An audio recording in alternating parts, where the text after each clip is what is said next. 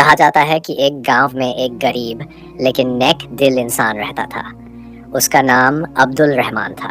اس کے پاس زیادہ دولت نہیں تھی لیکن دل بہت بڑا تھا۔ اللہ تعالیٰ نے اسے سچائی اور صبر کی دولت سے نوازا تھا۔ عبد الرحمن روز صبح مسجد جاتا، نماز ادا کرتا اور پھر محنت مزدوری کرنے نکل جاتا۔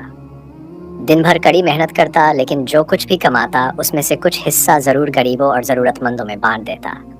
لوگ اس سے کہتے، تمہارے پاس خود کچھ نہیں پھر بھی دوسروں کو کیوں دیتے ہو؟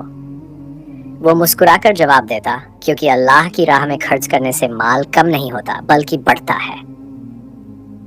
ایک بار گاؤں میں بہت بڑا اکال پڑا۔ بارش نہیں ہوئی، کھیت سوکھ گئے، لوگ بھوکے رہنے لگے۔ اس وقت گاؤں کے امیر لوگ اپنے خزانے چھپا کر بیٹھے رہے، لیکن عبد الرحمن نے جو تھوڑی سی گیہوں اور کھجور اپنے گھر میں رکھی تھی اسے بھی لوگوں میں بانٹ دیا۔ اس کی بیوی نے کہا، ہمارے بچوں کے لیے بھی تو کچھ رکھ لو۔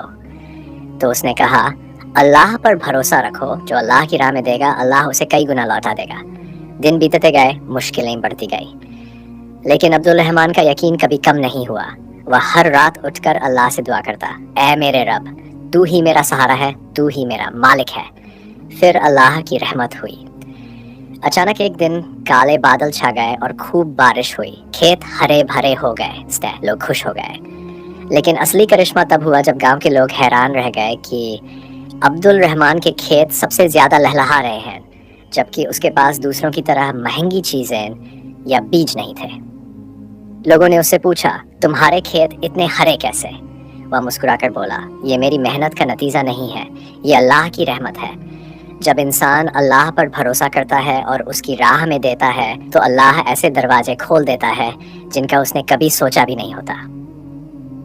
گاؤں کے امیر لوگ جو پہلے اپنا مال چھپا رہے تھے، انہوں نے بھی یہ دیکھ کر سیکھا کہ اصلی برکت دوسروں کی مدد کرنے اور اللہ پر بھروسہ رکھنے میں ہے۔